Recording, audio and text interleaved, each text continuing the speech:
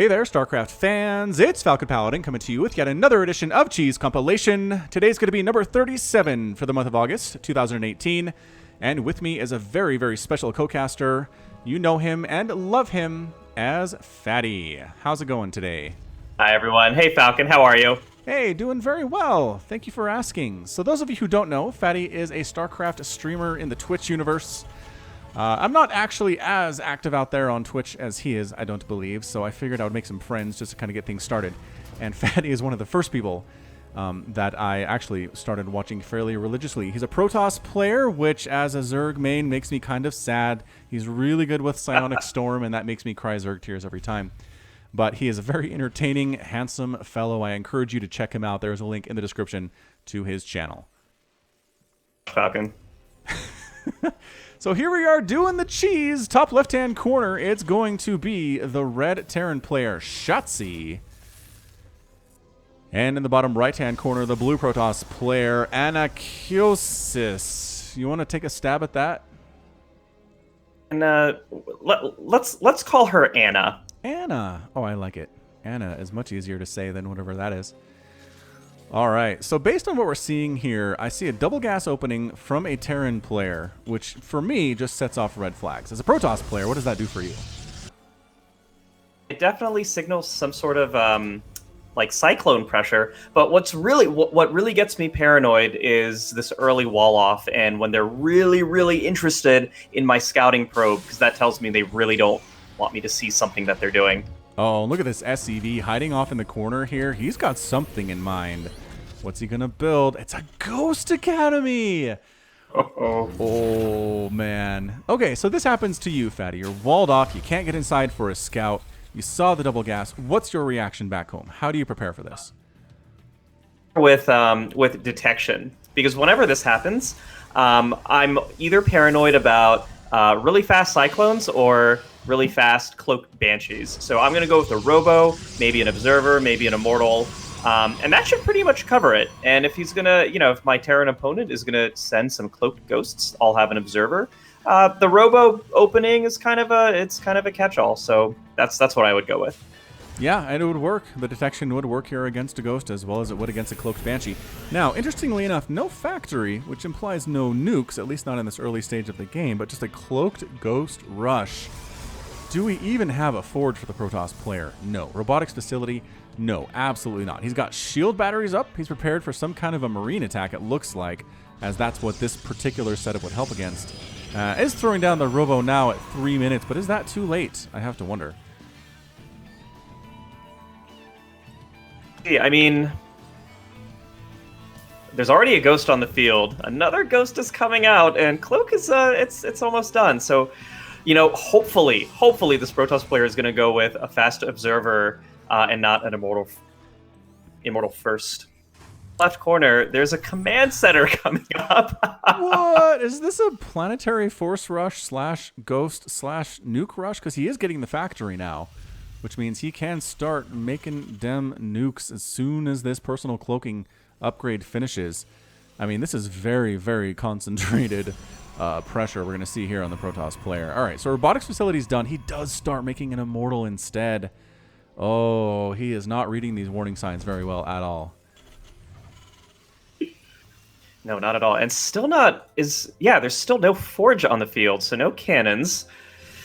All right, well, let's hope for the best for my Protoss brethren.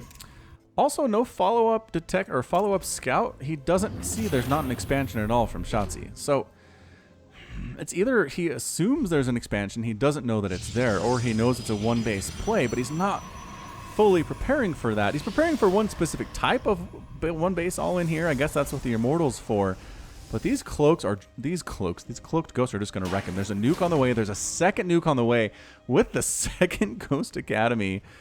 And here we go. Ghosts are set up just outside. They're waiting for that, maybe for the second nuke to finish. Nope, there's the cloak. No detection at all.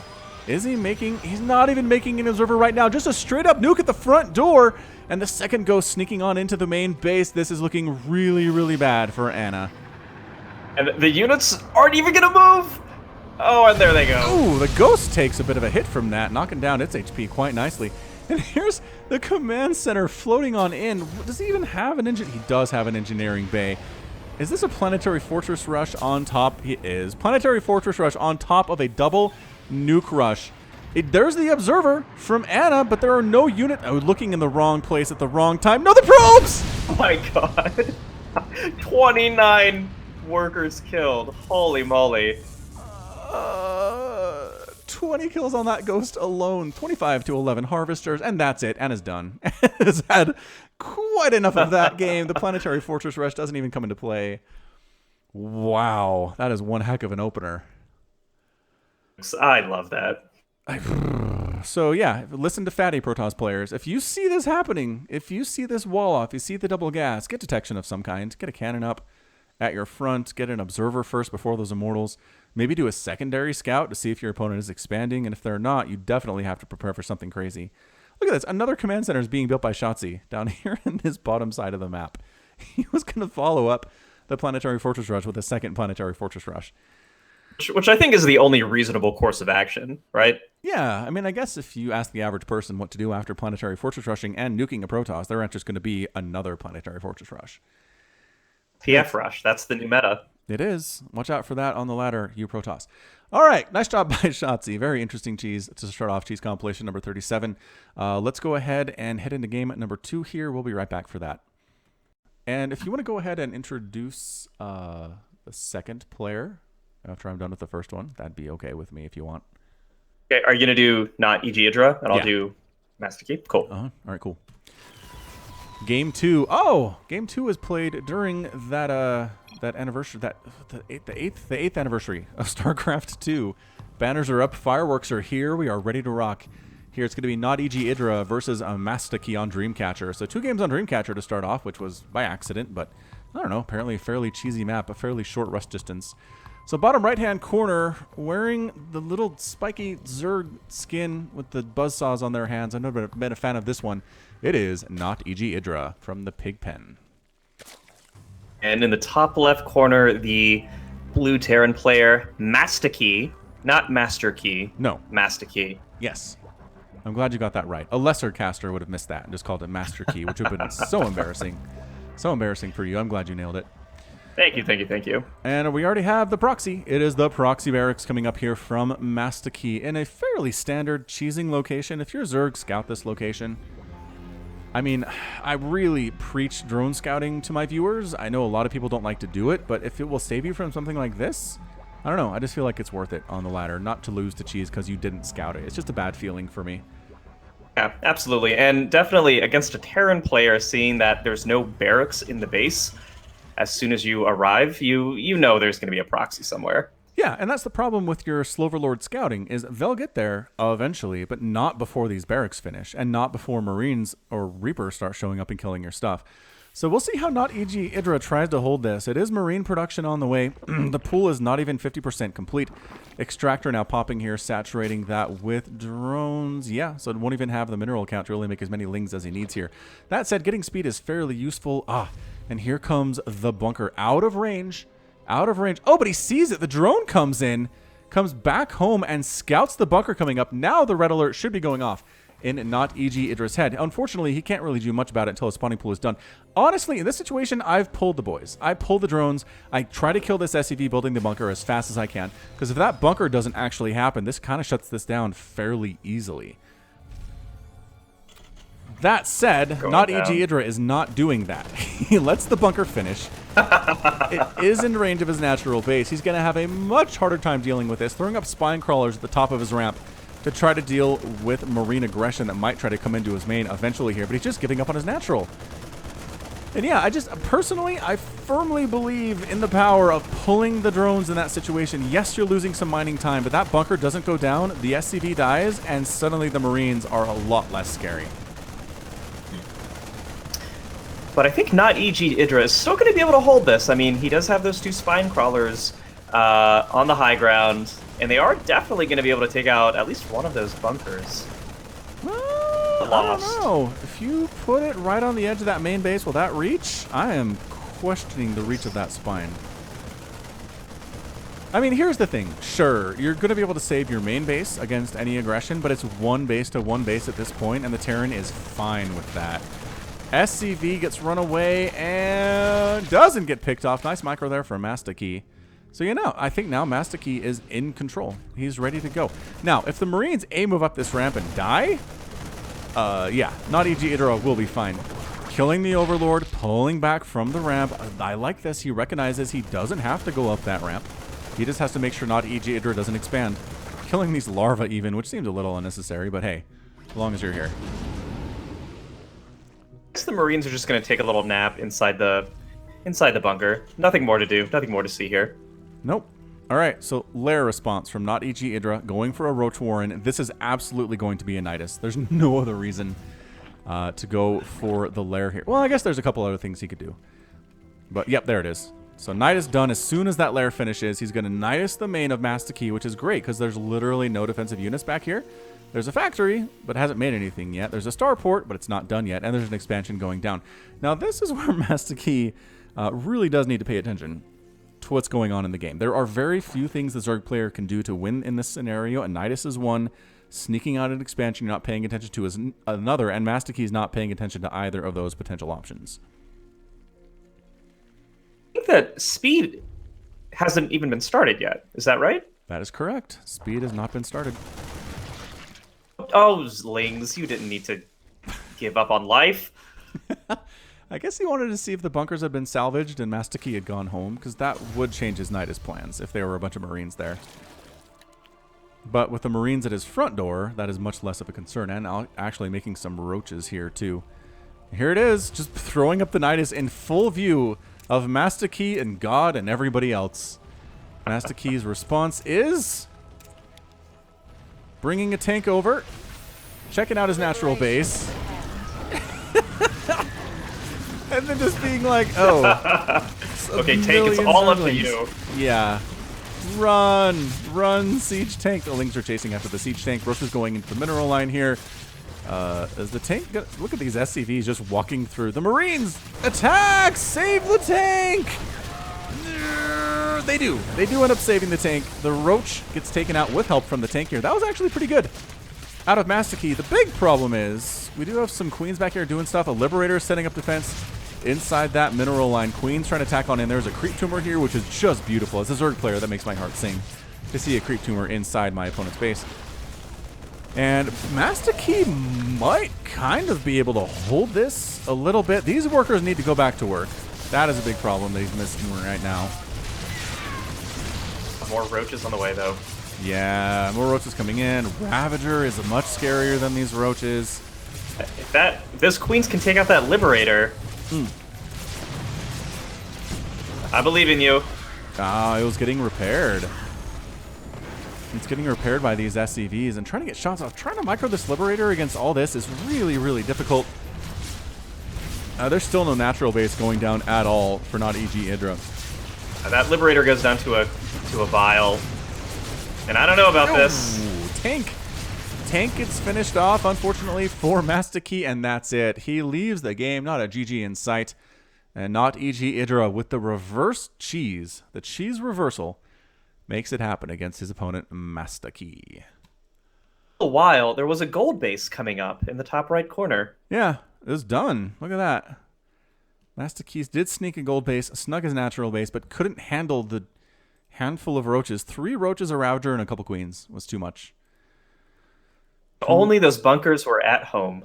Yeah, if the bunkers were at home. If it's tank, I don't know. I feel like he could have responded to this a little bit better, but kind of lackadaisical with the Nidus coming up. Oh, look at all these roaches inside the Nidus, though.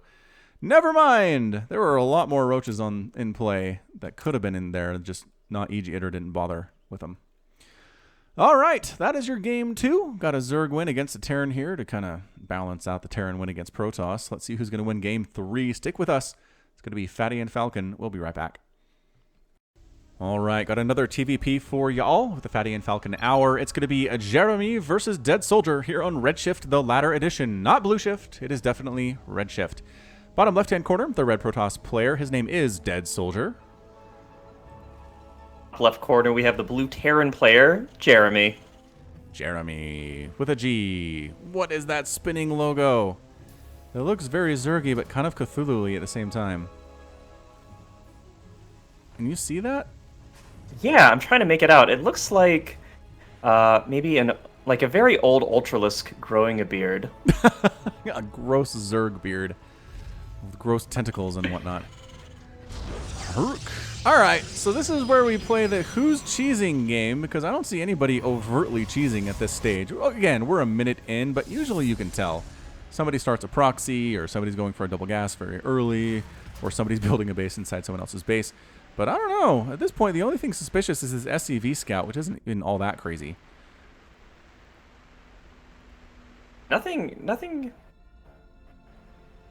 to see here so far. Yeah, SCV comes in, does a quick scout, does a double gas from Dead Soldier before an expansion, so it's not a one-gate expand, which is suspicious. This SCV placement is also extremely suspicious from Jeremy. He's kind of hiding out in the corner. Yeah, that's definitely a no C zone for Dead Soldier. And he's kind of starting to wall off. Nah, he's expanding. He's going one racks expand. There it is. No quick wall off. He's letting the probe in to see anything that he wants to see. There's no second gas yet. This is a very standard play out of Jeremy. The SCV. There we go. Ah, there it is. What? What? What? Why? Of course. I mean, this is perfectly standard stuff. You know, taking the gold inside of your opponent's base. I mean, I do that all the time. Oh, but the Reaper sees it. But scouted? What? How did the Reaper... What? Shenanigans. How did the Reaper know to scout this? Unless he was just coming down this way anyway. Which maybe he was. I guess that's kind of a quicker route, is to go through your back door and hop down here and do this. He saw the probe go into his base and then south, so he just wanted to see what that probe was up to. That's it. That's absolutely it. I mean, this looks very much like a recall play. This Reaper, the problem for this build is, I guess the Stalker's almost out. I was going to say, your Stalker's a little delayed, and there it is. So now the Reaper has to get on out of there. But the plan is you recall a couple Zealots, a couple Stalkers, all of your probes to this second Nexus here, which the Marines are valiantly trying to shoot down, but not having much success because there are only 2 Marines. And additional Marine production here from Jeremy. He is expanding, he's going for a factory, but sooner rather than later, he's going to have a lot of Protoss right up in his grill. All right, so 2 Stalkers, maybe 3 Stalkers. I'm not sure how much time he has here, as 3 Marines have now started killing the Nexus on the other side of the map, and a 4th one shows up here. He is on a timer. If he's going to do this, it's got to be soon. I love how Dead Soldier isn't even bothering with Warp Gate research. He's just chrono boosting units. Yeah, chrono boosting Warp Gates. How weird is that? Wait, what? Oh, there we go. Okay, I thought the probes were leaving for a second. All right, they're all clumped together, and here goes the... Oh, the Nexus is almost dead. It's down to 20 hit points. Oh! So close. As it explodes, they finish the recall somehow. And surprise! There's a whole Protoss army and worker supply in your base. SCV's pulled off the line to deal with this. SCV versus probe. No, you can't let the Stalkers get surrounded. There we go. Nice job by Dead Soldier. Oh, and Jeremy decides the time to tap out. I am unconvinced that was the correct choice of action, Fatty. What do you think? No, I think he was a little tilted. That it was so he was so close in getting rid of that Nexus. So just don't want to play anymore. It was just his mental state. Because, yeah, at the time he left, I mean, if we back up a little bit. Let's see when he taps out exactly. I remember glancing at the worker count, and it wasn't really all that different. So it's 27 to 19 right now. Jeremy has a lead. These Stalkers are a problem, and that's where he GG's, and it's 22 to 17. He's got a Reaper. If he keeps that away from the Stalkers, he's okay. If he builds, what else could he be building here? Ooh, a Cyclone would be brutal if he managed to get one of those out. Yeah, the tech lab on the barracks was about to finish, and he certainly had enough supply and enough minerals to make a couple more units. So yeah, you know, I guess Jeremy tapped out too early, but his head was in it. He just didn't want to deal with this cheese. He did not. And yeah, incredible. That, I mean, you will not see a recall closer than that. That Nexus was dead when that recall completed. Somehow, some way. I mean, I guess it could have been a situation where the Marines kept attacking after the recall finished and then it exploded, but it sure seemed like a simultaneous event. All right. Well, some creativity on display today and some close calls for sure. So I got a Protoss win. Let's see who's going to win the next one. We will be right back. All right, more cheese. This time between Agem Scott and Smoke E on Cerulean Fall, the latter edition. Not Falls. I always want to say Falls, but it's Cerulean Fall. Top right-hand corner, the red Zerg player, Agem Scott. We're going to call him Scott from now on. Bottom left corner, we have Smoke E. We'll call him Smokey. Sounds reasonable. Smokey it is. From Party N. Yeah, that's a good clan name. I like it. Sounds like a party the whole time. All the time. All right, now this replay name had a kind of a specific explanatory replay name, but I'm not going to tell you what it is because it could be spoilery. But it caught my attention, and it caught the attention of the screeners as well. Oh, I do need to give shout-outs to the screeners and thank them for the time they took to screen all this cheese. 50-plus replays is not easy to get through, but a bunch of them powered through and got it done to make sure that you got the very best cheese for the cheese compilation. Number 37. So gateway here from Smokey, nothing crazy there. Double gas early though. This is not one gate expand timing as the expand has not happened yet. As a Protoss, do you think this is unintentional or do you think this is something little sneaky is going on? I think something a little bit sneaky is going on. Typically, especially if you see coming down, there's no early pull, nothing like that. I mean, I would feel very good with like a 1-gate expansion. But there's no Nexus, so what is he up to? Well, it is a 2-gate here with a Cybernetics core. It almost looks like those old 1-base Adept pushes where you expanded eventually, but you sent a couple Adepts out pretty early. But eventually that definitely fell out of favor compared just to the 1-gate expand because Zerg could handle the 2 Adepts just as easily as they could handle the 1 pretty much. Right. Oh, wow. That was, yeah, I guess we were so distracted with this weird Protoss build that we almost missed this hatchery going up in the north part of Smokey's base. Yeah, it looked so standard otherwise from Scott. We didn't think he'd be the cheeser, but by golly, he is. Proxy hatch time hidden very nicely inside this huge main base on Cerulean Fall. Overlord in the nice scouting position, completely invisible to the Protoss here. As a Protoss, how much does this bother you? The fact that there are these nice little hiding spots for Overlords on every map. It bothers me, you know, it used to bother me a lot, but recently I've been playing Zerg quite a bit. Oh, right. And I have been getting my Overlords killed so often, which really makes me appreciate these little hidden high ground spots. I think it's really necessary at this point just to keep your Overlords alive. So, you know, I don't mind them anymore. Well, look at that. Fatty coming from 2 sides of the argument and making a decision. That's amazing. All right, good. So we've heard it from a Protoss player, everybody. These hidden spots are fine. Stop complaining about them. All right, Immortal production has begun from Smokey. Yeah, and really just 2 Zealots for defense. I just have to imagine Smokey's not quite sure what they're doing at this point. Warp Gate research is not being Chrono Boost. He's working on Charge Lot. He's getting an Immortal here. But really, everything he's doing could also be done with an expansion happening at the same time. It would be just as devastating for the Protoss player. He should see this creep right next to his Nexus. Well, it's not even just the creep. There is a spine crawler in full view. Hang on. He sees it. He's bringing the Immortal and a Zealot. Okay, this is actually pretty good. Dude, you gotta pay attention to what your guys are doing, though. There we go. All right, so Zergling, he's changing targets here. He's letting the Zergling kind of hack him to death. He's running around chasing after the Queen. I'm not sure the Queen is the problem. Spine crawler is the problem. Go Immortal. This Zergling is doing so much damage right now. I can't believe. Oh, it's going down. Oh, no. All right. Queen. Yeah. So Immortal does have 6 kills, which is pretty good, but another Queen's out. Zergling, oh, they got speed. This Immortal is toast. Made sentries. What the heck, Smokey? Why would you make sentries in this situation? All right, well, sentries it is. He is slow warping in some zealots here in his main because that pylon is not touching his nexus or a gateway. The sentries are trying to tickle these lings to death, but it's going exceptionally poorly for them. And that's it. Smokey with a good game. The proxy hatch makes it happen. I still feel like if Smokey had a little bit of a better response here, he focuses down the first spine with the zealots and the immortal, deals with the lings as they come out 2 by 2, doesn't worry about the queen as much. Makes another immortal maybe, makes some additional zealots. I think he could have held. But I understand. I've been in that situation before where you're just like, you're panicking. You're not quite sure what to do because you're so stressed out and it backfires.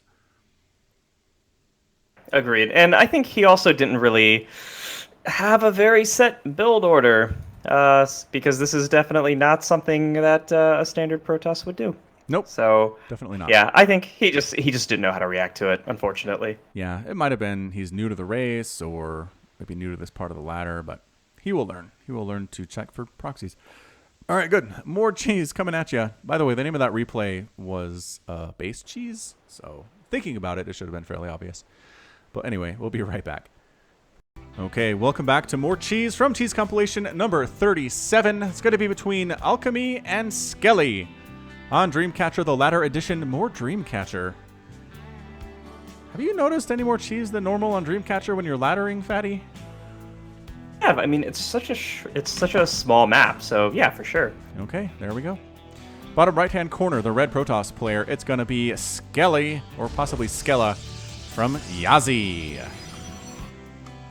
And in the top left corner, we have the blue Protoss player, Alchemy, of the Falcon Paladin clan. Oh, it is the Foul Pal clan. Holy smokes, it's a small world. If you'd like to join the Falcon Paladin clan, join the Discord server. Come say hi. Any number of us can get you on the clan, but Discord's the best way to contact us if you're interested in being a part of that show, dear viewer.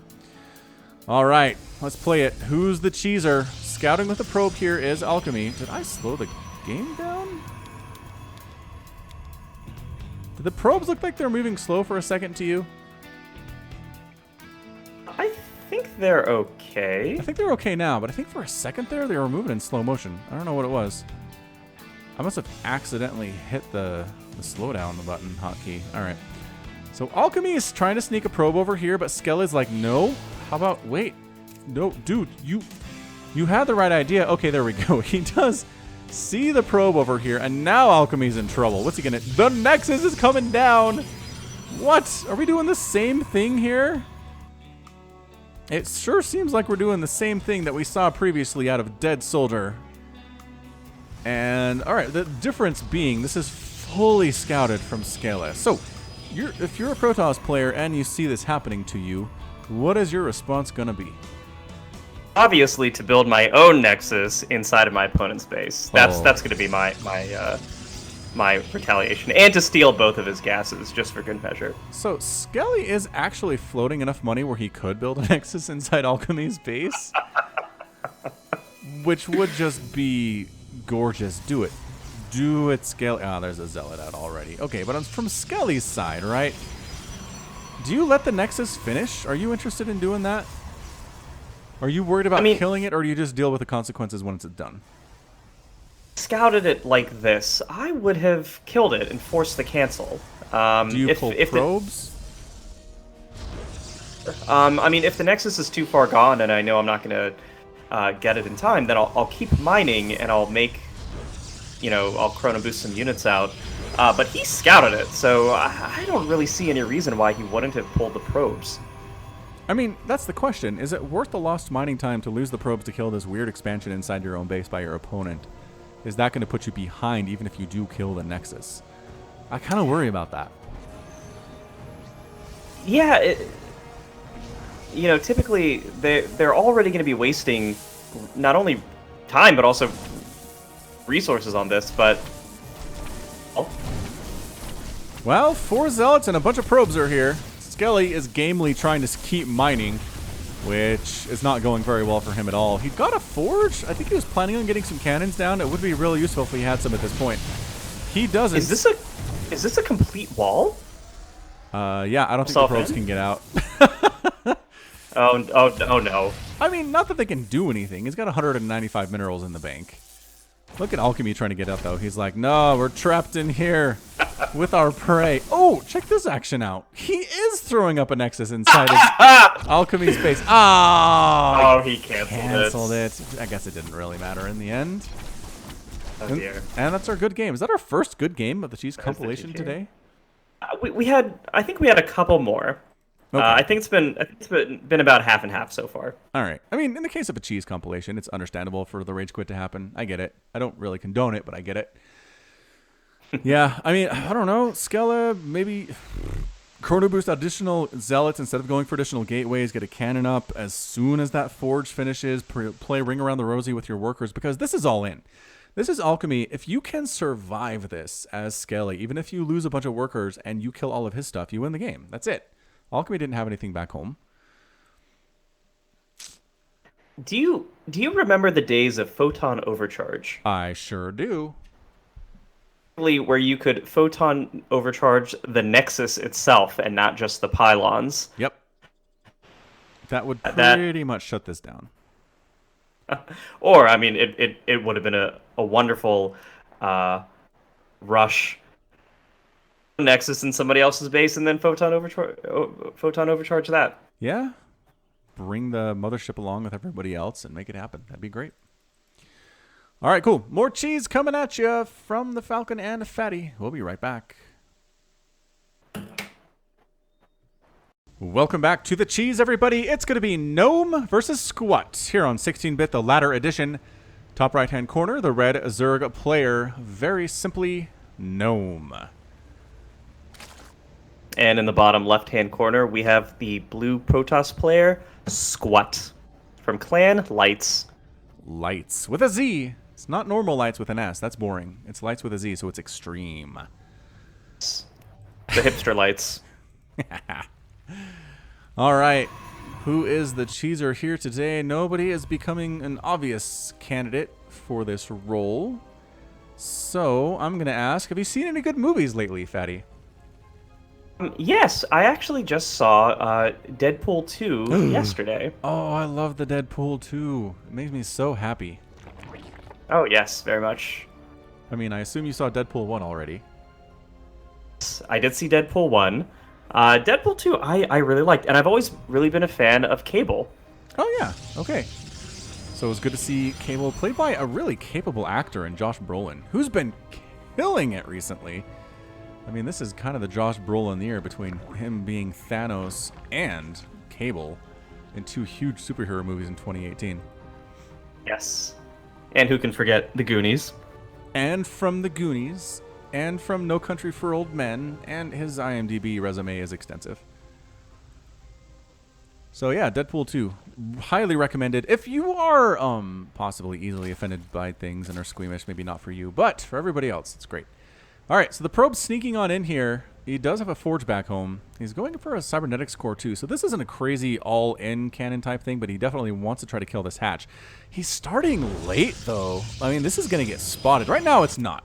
Right now it is not being spotted because hatcheries have the sight range of a blind old woman. But as soon as it actually pops, when it's done building, there we go. Now he can see the cannon or the pylon coming in, and this is where you pull the boys. You pull the drones, or if you can make lings fast enough. In this situation, I think he might be able to make some lings fast enough, but he's not doing it. He is not making zerglings. He is not pulling the drones. Where is his attention right now? Well, is he aware it happened? I'm watching his camera. It's definitely on the mini-map. And there it is. You can see it, dude. It's right there. Right in your... Had to do a double take. The double take. And then the flee. The run of all of the drones from this base, except for that guy who did not get the memo. But is out of range of the cannon, thankfully. Oh, queen. No, no queen. Good queen. You can't handle that. Roach Warren immediately here from Gnome. All right. Well, this is what happens if you don't pull the boys or respond adequately to a cannon rush. Your natural base is going to die. The only question is, can Gnome respond to this as not E.G. Idra did previously? Now, there's also a proxy Stargate going up. The follow-up. Another cannon just for good measure. Yeah, just in case Lings find it. Just in case Gnome has the presence of mind to scout for an additional proxy Stargate, which I don't think I would. So I don't blame Gnome for not scouting everywhere at this point in the game. And I really like the fact that Squat didn't overcommit on these cannons. 2 cannons, no more. That's all you need. Yeah, I mean, honestly, he probably could have managed with 1 based on how passive Gnome is being here. But maybe 1 would have encouraged Gnome to be less passive, I suppose. Ooh, it's an Oracle follow-up. Oracle follow-up here from Squat. There are a couple queens here defending the main base, which is really good. And Overlord scouting in from Gnome to see what he's dealing with at the front door. And it's not a whole lot, actually. Ling run by could be pretty crippling right now. Lings go. Just go. Just go. Yes! Getting inside the main base. There's a single cannon defending. Circle the cannon! They're hold positioning!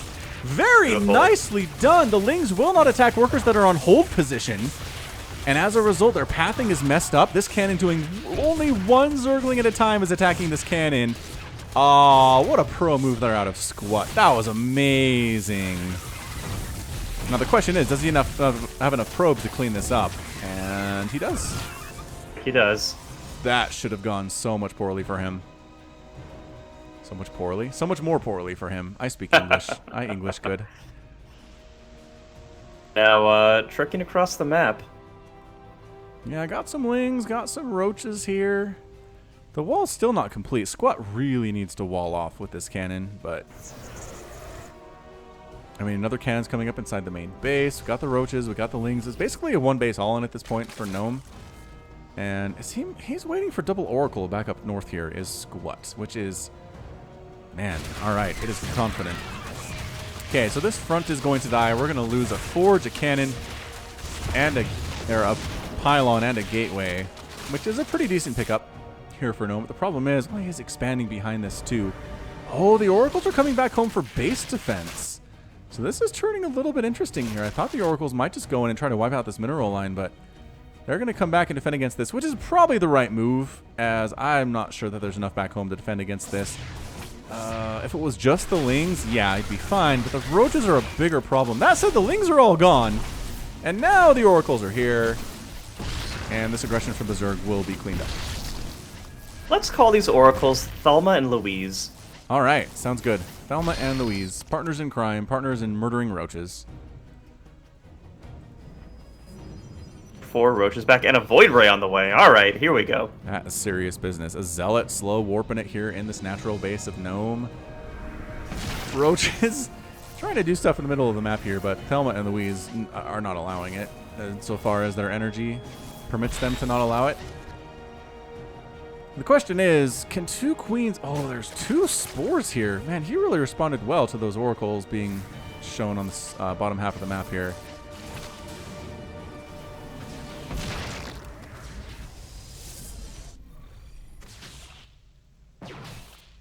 Still, no wall anywhere. At this point, you know, I would forego trying to wall off that giant entrance and just wall off the tiny little ramp leading up to the base.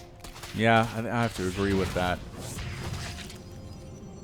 Alright, so the Ling's going for this pylon, which isn't powering anything. So, big win there, I guess. More speedlings and more Roaches than previously. And they're going for an assimilator.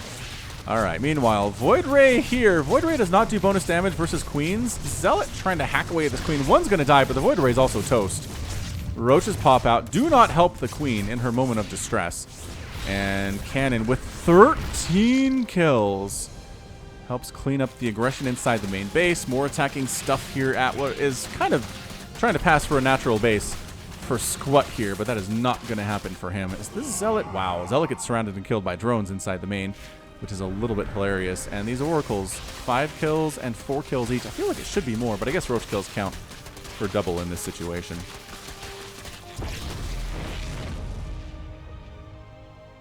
What else does Squat really have on the map? I mean, really doing some work. Okay, this cannon is just wrecking Zerg fools. Okay, Roaches help. This cannon is finally gonna die, but not before it got 15 kills. And this is a lot of dead probes. Ling's running in here too. I don't know if Squat can hold here. This is suddenly looking really bad for our Protoss player, who's been playing pretty smartly throughout the entire game. And no, that's it. Oh, wait, no. Gnome calls the offensive GG. That wasn't Squat GGing out. Oh, Gnome. Oh, Gnome. What? Okay, the recovery from this is expanding on the right side of the map. Secret base and hoping the Zerg doesn't find it. But yeah, that's it. That is it for the main base of Squat. He's toast. It's 16-1 worker, 42-13 total supply. I'm kind of impressed that Gnome's been able to come back from this, effectively one basing it versus the Protoss player. But a lot of it helped with the Queens back home, the Spore Crawlers back home. After losing that initial hatchery, he's pretty much had the right idea, even if the execution hasn't been all that crisp.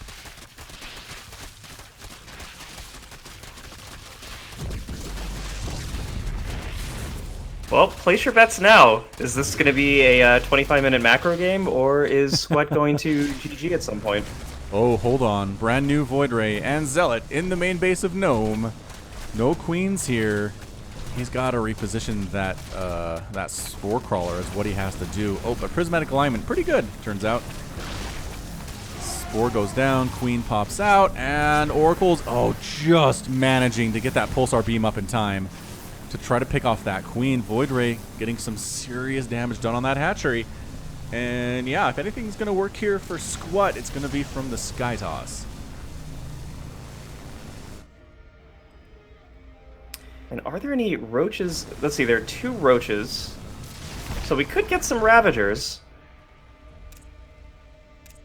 Yeah, just Ravagers aren't that great against Oracles or Void Rays. Just they can dodge the Corrosive Vials pretty easily, unless the Protoss player really sucks, which I guess is possible. But he hasn't really shown that yet. Yeah, I mean, at this point, if you don't get the message that your opponent is being revealed, they have a Nexus somewhere. And you really should go hunting for it. These Zerglings that are doing nothing right now, send one to every corner of the map. Every base on the map. Send them to random spots on the map too, just in case. But right now, where they're just kind of hanging out, they're not doing you any good at all. Main base is gone for Gnome. Natural base going to fall here to this Void Ray. Gnome! I think Gnome just found the base. He did! He found it with his drones by accident. Ooh, this is going to turn into a super base race right now. All right, so Gnome has 75 minerals. He needs to throw up an extractor somewhere far, far away. All right, this Nexus is dead. They really shouldn't even try to save it with these Oracles. It'd be a waste of energy at this point. Sure, he'd kill some Lings, but so what? Okay, but seriously, drones, you gotta build something, because this, I think that's your final building, is this Spore Crawler. And if you can build an extractor with your money, it'd be really, really good. Oh, wait. I guess there are these buildings up here. I forgot about these. We have a spawning pool and a couple extractors and a roach warren and a spore. So Squat has not rebuilt his base. He's being revealed. The Zerg player can see all that is left here for the buildings on this map. It is base racing time. Let's do... No, Lings, go. I think Gnome put up a hatchery in the top left corner, which is just about to be scouted by those 2 Oracles. He got a hatch down. I didn't even see that. Good spot. Great spot. Okay. So my bet, honestly, might go to Gnome at this position. He just has a lot of DPS available for killing this stuff. Let's see if the Oracles can murder all of these Zerglings, though, before his buildings die. They're trying, but there are so many Lings. 36 Lings on the map right now. And final buildings here, right? Pylon, cannon for Squat. He has no probes. He can't make more buildings. He only has 10 minerals anyway. And he's coming to defend. He's coming to defend his homeland. He does not have enough for Pulsar Beam.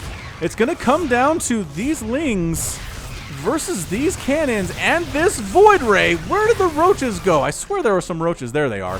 The extra DPS would be handy. Whoa! The Zerg blood! Oh. Thelma and Louise have 24 and 18 kills each. The roaches are gone. And that's it. I don't believe this, saved by a single cannon and pylon. How many kills does a cannon have? 13? No. Gnome with the... He should have waited to attack with this Queen and the drones and the Lings and the roaches, and I think he could have pulled it off. Oh no! So much BM. So much BM, but man, it hurts to offensive GG and then lose. I gotta tell ya.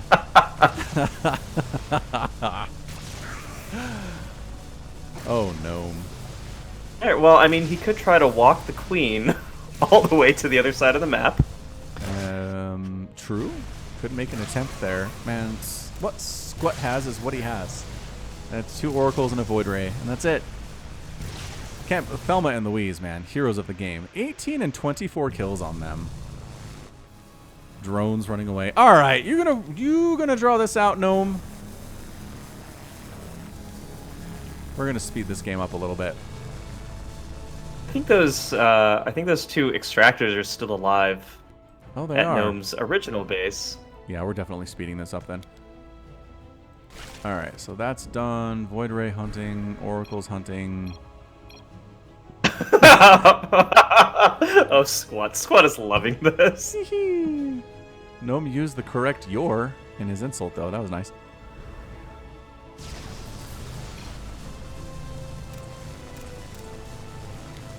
This was fun. Thanks. Where's your prismatic alignment? Wreck this one with the prismatic alignment. Go. Not even bothering. And look at Squat, keeping good manner, even in the face of all sorts of bad manner. Impressive. Impressive for our blue Protoss player today. That's the final building for Gnome. That's it. Gnome's out. Squat's victorious and has left the game. Amazing. The final stand here at this cannon was incredible. Those are on that cannon. What work? What work this cannon did. Helps kill that hatchery 13. first. Helps kill the hatchery.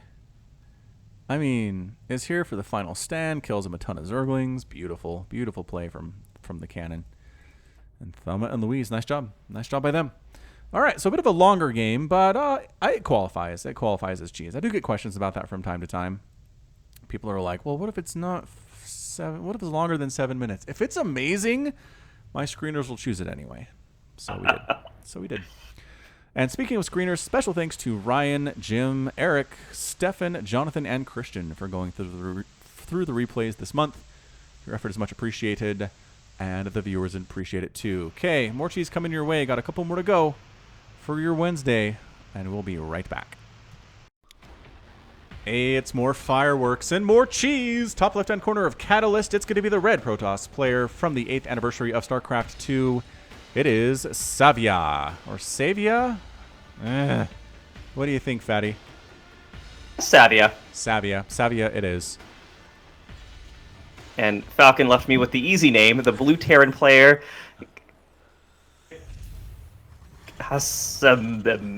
Who we're going to call KMT.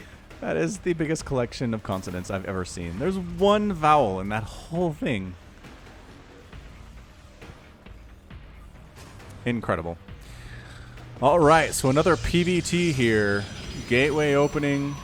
Got what looks like a barracks opening from KMT. Nothing too crazy here, right? Right, SCV? Okay, actually, this is an argument I've had on my channel. I made the point that SCVs are dumb. SCV pilots don't have to be that smart, and somebody got really upset and said, SCVs have to know how to build every building in the Terran arsenal. And I said, no, they don't. They just follow blueprints. They're not building a nuclear silo from scratch. It's not like they're remembering how to do it and coming up with plans themselves. They're using plans that already exist. They probably have an Alexa in their head and a heads-up display on their visor telling them exactly what to do every step of the way. Whose side are you on? You know, I'm gonna go with SCVs have to be pretty intelligent. I think following these very complex architectural blueprints, that's not easy. They really have to be engineers, and not only that, but having to repair these buildings too. I mean, they have to diagnose the problem, they have to figure out how to repair them. All the while, they're probably being attacked by caustic spray or some cheesy cannons. Although, in fairness, the method for repairing is put your drill here and drill. Well, I mean, you know, from all the way up here, I think that's what it looks like. But I'm sure there's a lot of decision making going on the ground. All right. Well, I'm glad you're giving them the benefit of the doubt, because I'm not sure that I am. Although I am convinced a little bit by the argument that they're a single SCV building an entire building by themselves. Yeah, even if they have blueprints, that's not easy. That's a hard thing to do. You can't put complete idiots in those suits and expect a good result every time, which is what you get. It's a perfect result every time. And I think SCVs are actually huge, right? They're actually these giant vehicles, and so the SCV pilots have to know how to operate them. Yeah, very true. It's like a mech suit. You don't put idiots in mech suits. All right. I think I've been convinced. While we were having that discussion, what has been going on here, Falcon? It's a very Beyond-esque proxy double factory against a Protoss player. Back when I used to get access to Beyond replays, which feels like it's been a while, he loved to do this against Protoss. He'd throw double factory, usually get a starport in there too, and just bring like a couple Marauders, maybe a couple Cyclones, and a Banshee, and just wreck face. It was really hard to deal with as Protoss. In the meantime, there is a Stalker back at KMT's base trying to knock down this wall by its lonesome and doing a pretty good job of it. That bonus damage versus armored is 18 per shot versus the supply depot. And I'm not sure that KMT recognizes what's going on. Here they go. So here come the SCVs to do their very complex repairing ability here. Until the Stalker shoots him in the face. It's not an easy job. You're correct. And we do... Okay, it's a Thor. Holy crap, it's a Thor. I was wondering what that armory was going to be for. And yep, it's going to be a Thor push with Cyclone support and a Hellion. Just in case probes, I guess. Are probes even going to be... just scouted this. Did he? Probe came by, saw it, and said, you know what? I don't want any part of that, and just left. No, didn't see the buildings. Not according to Vision here. Didn't see it. Oh, that probe went so close. He was so close to scouting it. Ow, that hurts. That's the worst. Bad probe. He's going to watch the replay and be like, wait, what? Ah, I was so close. Yeah, that's it for Savia. Like, there's a Warp Prism here and 3 Stalkers, but 3 Stalkers versus this? You're dead. It was nice knowing you, Savia. Well played. Man, Cyclone DPS is just through the roof against buildings. It's so good. All right. Oh, a Disruptor, though. Maybe? Okay. All right. Cyclones are dead now. Damage there. Just the Thor. The Thor doesn't want to fight against all this stuff. Wow. Savia might have held that with a Disruptor. Surprise Disruptor. MVP of the match. Okay, Stalker for Savia. He needs to get down here and start killing SCVs. I understand all your micro is right here trying to kill this Thor, and you did a great job of it. Like, so far, so good, man. It is 1,400 resources lost for KMT versus 200 for Savia. Stalker here, don't get surrounded. Don't get surrounded. Whatever you do. Okay, well. Oh, he juked out. What? The SCVs let him go. Yeah. I mean, I guess. Okay, the problem is the Stalkers came across the map, and we've turned into a base race scenario a little bit. Oh, don't lose that Stalker to SC. He lost the Stalker to SCVs. That's amazing. Another Thor's here. Another Cyclone's here. Where'd my Disruptor go? Did he lose it? Nope, it's just in the back. There it is. This is the one? That's the one. Okay, here we go. Disruptor, save the day again. Go. I mean, decent hit, but Thors have a lot of HP, as it turns out. Oh, is that Nova going to whiff? No, gets another hit there. All right, this is close. This Stalker's hitting the Thor, who's not interested in actually defending itself, unfortunately, and it does get picked off. Stalker here versus a Hellbat. We've got another Stalker flying around, trying not to get shot out of the sky by the Thor. Takes a shot, but it's no big deal. It is 32 to 22 Harvester. Savia has 2 bases. He's harvesting quite nicely. He is making another Disruptor, which is going to be pretty useful here. And going for another robotics facility. An Immortal would not be a bad choice. What do you think, Fatty? An Immortal would hard counter most of the stuff. I mean, Immortals are so good against Thors. They're very good against Cyclones. And, I really think that SCVs are just the little brothers of Thors. I mean, look at that. They're basically the same unit. But, of course, Immortals are amazing against SCVs as well. No! Save the Disruptor! I think Savia accidentally Nova'd his own Disruptor. No. Does that work? Hold on. Do a lot of friendly fire. That might have just been the Thor getting a shot off there. Maybe, yeah. Okay, hang on. Let's watch that again. So Thor rocking his Nexus down. Disruptors have to engage. Take out the Cyclones very nicely. Then they have to hide for a while because of cooldown. And here we go. One Disruptor that's really injured with 44 HP. Yeah. The Thor gets it before that Disruptor hit comes out. Actually, somebody on my Discord, a link in the description, claimed that Disruptor shots will do damage to everything but fellow Disruptors.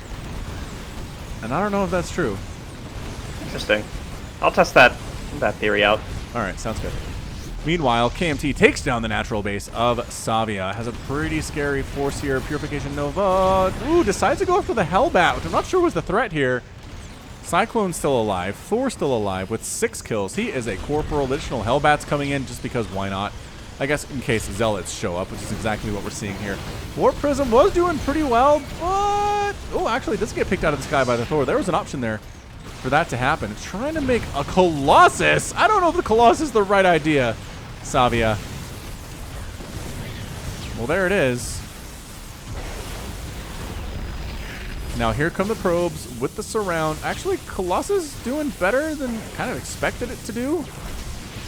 But another Thor shows up in the back. Wait. Does the air attack for Thor hit Colossus? No, that's ground attack. Yeah, right. Okay. It's ground attack. Still a ground unit, even though like Banshees and stuff, Vikings can still take it out. Yeah. Oh my! Oh no! Speaking of friendly fire novas.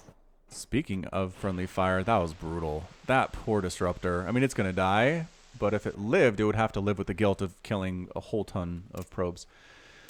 All right, that was scrappy. That was a good scrappy attack there from KMT. Did not give up after his first push. Essentially failed. That was well defended by Savia. But then the second push happened, and then the third push, and the additional Thors kept coming in.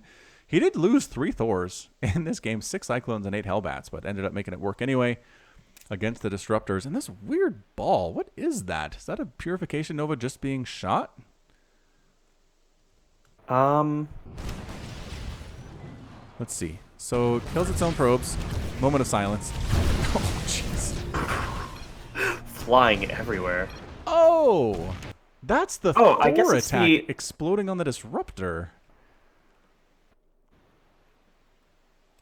Yep. See? That's the... Yeah, that's what I saw earlier when I thought that the Disruptor attacked the other Disruptor. That is what it is. Yeah, that's the Thor attack on the Disruptor. It makes a big orange ball. Go figure. Today I learned. Right on the shields. All right, great job. Good turn win there against Protoss. KMT came with the plan, executed it, did not get discouraged when things went poorly, managed to save his SCVs from a stalker back home, and is the victor. Well played, KMT. All right, more coming your way. We're going to have 2 more maybe, and stick with us. We'll be right back. All right, second to the last Cheese of Cheese compilation number 37 is going to be between Lambda and Shotzi here on Lost and Found, the latter edition. Bottom left-hand corner, red Protoss player with a familiar name. It is Shotzi. And in the top right-hand corner, we have the blue Protoss player, Lambda. Lambda, which I think is the name of the Half-Life symbol, if I remember correctly, from the Half-Life games, which I love very much, and I'm sad that Half-Life 3 never is going to happen, but that's a story for another day. All right, probe scouting here from Shotzi, or perhaps he's got shenanigans in mind. Lambda asking Shotzi's race. Apparently he went Protoss, or went random, and then told his opponent he went Protoss as he was scouting the fact that his opponent was Protoss. So no real surprise there. Shotzi didn't give anything up by doing that. I have actually met some random players who do tell their opponent what race they got. It's not about the element of surprise for them. It's about getting good with all 3 races. So I respect that. What is your best race? You know, I feel like this is the first game that we've actually seen like some good manners, some good luck, and have fun, and yeah, some real nice back and forth there. Shotzi saying I'm best with Terran, and then Zerg, and then Protoss, which might be a lie. To kind of make Lambda think he doesn't have to play as hard, which mind games, man. Mind game Maroonies. Double gas from Shotzi. No expansion, which isn't too crazy in PvP. Usually we do see this double gateway stuff first. Cybernetics core coming in here to it. I think Lambda is being concerned, even though there is this hidden probe back here. That probably is up to no good. If only Lambda knew that it was there. Shotzi building a pylon in Lambda's base. And then it's got to be, what, robotics facility here? Immortal proxy, maybe? With the double gas. Stargate would be pretty devastating, too. Ah, Robo.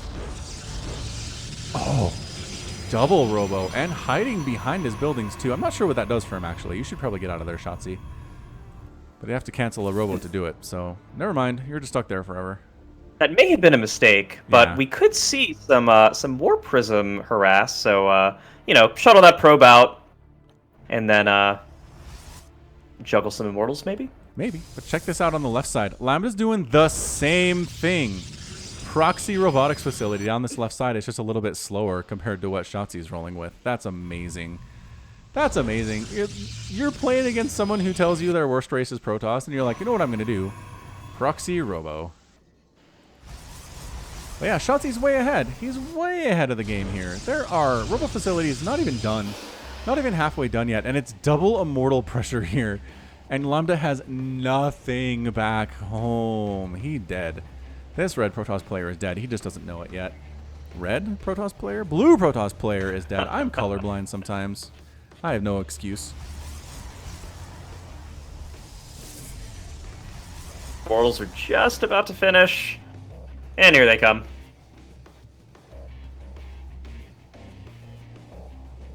All right, well, I hope the probes have had their last rites given. Is it even worth trying to surround the Immortals with the probes? Probably not, huh? Not with 2. Well, I guess we're gonna find out. Nope, guess not. He had second thoughts, and then he had third thoughts. Guess not. I really commend this last probe that's still mining gas for Lambda. That is a dedicated probe. He was inside the assimilator when everything happened, and he missed the ruckus. Now he knows, though. Now he is fully aware. And guess what? The first Immortals are out for Lambda now. And there's nothing back home for Shotzi. So, base race, effectively. This is going to be interesting.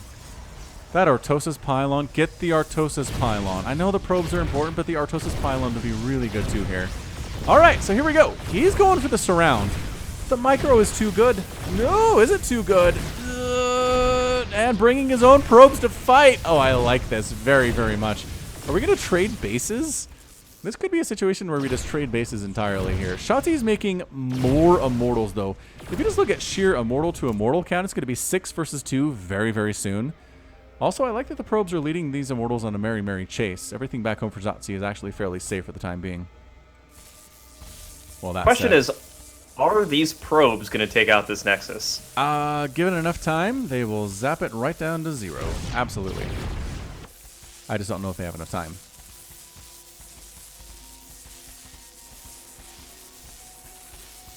Now, Lambda is supply blocked and doesn't have enough for a Nexus. Yeah. Shotzi doesn't have enough for a Nexus either, but at least he has a Nexus. And he has probes. So that's good.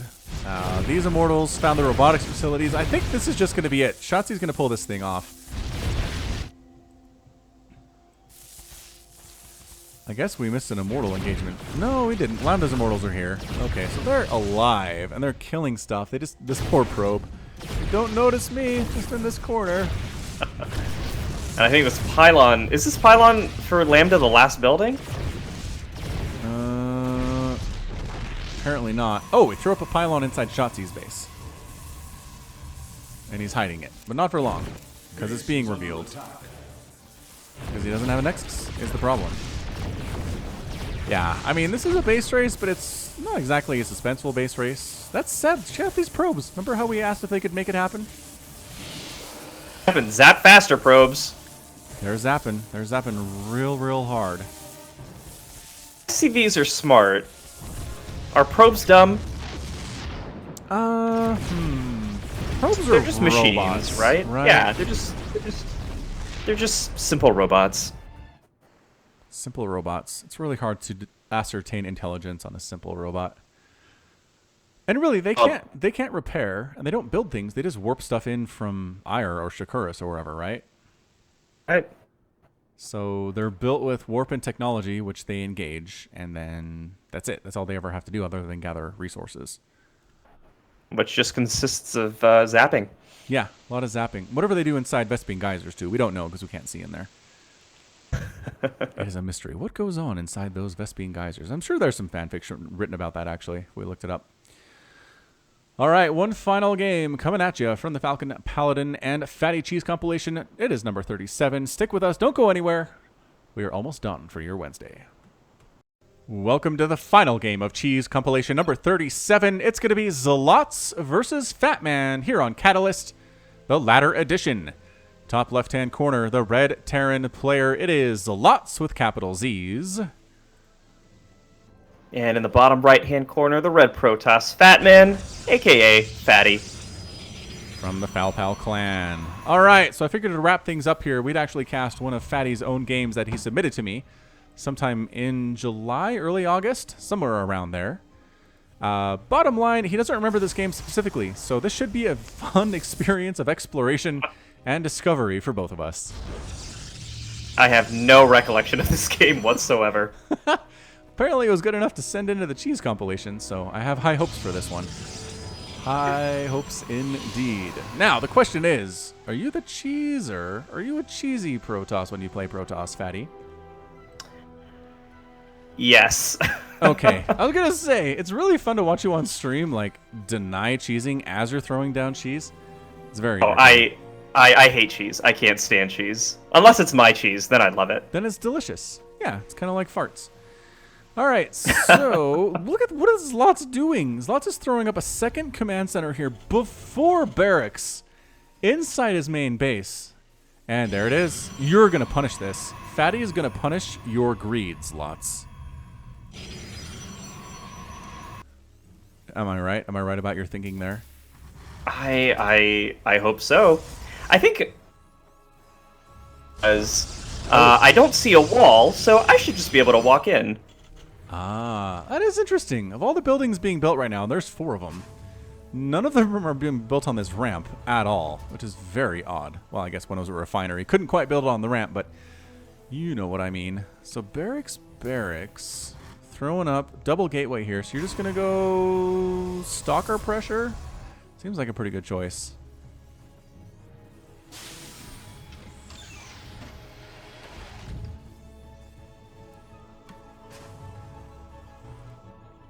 Oh, did we lose you there? Nope. Oh, okay. Still here. So sorry about that. So are you feeling... It is Stalker. It's Stalker back home anyway. We'll see what these ones want to make. Yep. Stalker pressure on the way here. Bunker at the front from Zlots, but man, he's just making a couple Marines going for a tech lab here too. This just is an incredibly greedy build, and that Protoss scout saw the perfect opportunity to basically try to wreck the Terran player for his hubris. Orbital down. Now, Falcon, why build the command center in the natural? I mean, if there's not going to be... Well, of course, he doesn't know what's coming, but... Yeah, I don't know. I don't know why he just didn't build it out here. I mean, it's as vulnerable inside his main as it is in the natural base to a probe. Especially if you don't wall off. Yeah, exactly. That was weird. I don't know what the idea was. Regardless, this bunker with 4 Marines is going to have a wonderful time dealing with these Stalkers that Fatty thought he could just walk right in to the Terran base. So he says, all right, Stalkers are not enough. You know what I need? Robotics facility and a couple shield batteries in case the Marines push on me, which would be a little bit scary. I'm basically trying to get inside your mind here, and let me know if I'm wrong. I, too, am trying to get inside my mind, because I still have no recollection of this game. Wow, that's crazy. That's actually hilarious. I mean, yeah, it's just got to be the Stalker said, I can't break through that wall. You know what probably can is an Immortal. And that's what we're working on. It's all Marines, all the livelong day here for Zlots. He just assumes it's going to be Stalker pressure. He has not scouted a single thing. No idea where anything is right now. And yeah, there's your Immortal.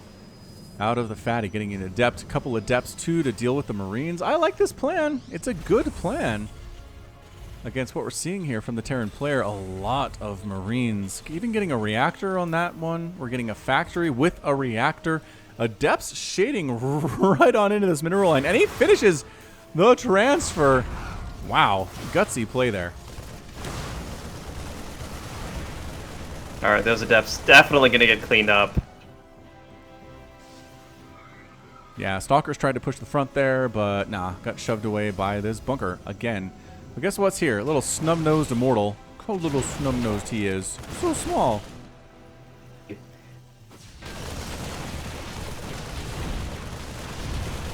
And yeah, bunker goes down there very, very quickly. Marines, it's still a little bit scary to this army now that because you lost all of your Adepts. One of the Stalkers does end up going down here, but the Marine count is quickly getting removed from the face of the game, lifting off the orbital command, running that way. SCVs fleeing for their lives, trying to get a bunker at the top of this ramp, but nah, not gonna happen. And now pulling the boys. This is actually a lot of SCV. There's so many SCVs. Oh, and getting surrounds on these on the Stalkers. Stalkers finally recognizing maybe they should pull back a little bit, not let that happen. Immortal has 7 kills, which is pretty respectable for an Immortal.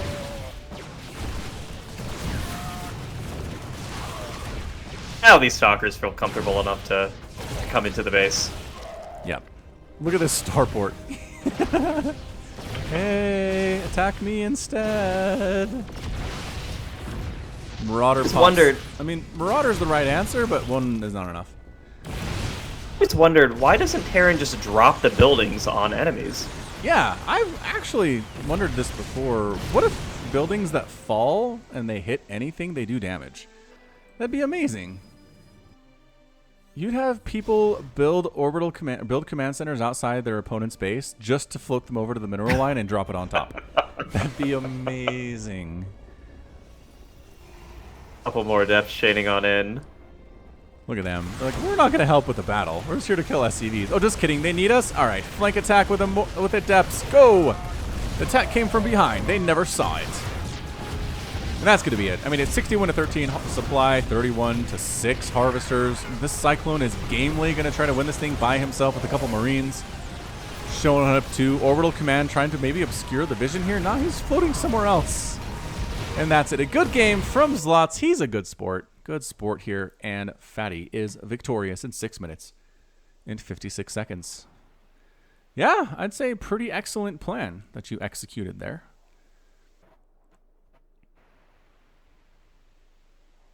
But still no memory of it, huh? Still no memory of it. This must have been a very old, a very old game. I mean, this is on Catalyst, so this was played on the ladder during the last season, so it was quite some time ago. That's true. Going back in time. All right, good. Well, it is time to wrap up the Falcon and Fatty Cheese compilation number 37. Again, you can find Fatty on Twitch, twitch.tv/ You changed your URL on me, didn't you? It still just a /Fatty TV. Okay, Fatty TV. Anything else you'd like to plug before we wrap up for today, good sir? No, that's it. But I'm sure that everyone here is very well aware of the Falcon Paladin Hour. That would be the last thing that I would like to plug. Okay. Yep. Podcast, weekly podcast. Search it anywhere you get your podcasts. Also, feel free to support the channel on Patreon, patreon.com/FalconPaladin.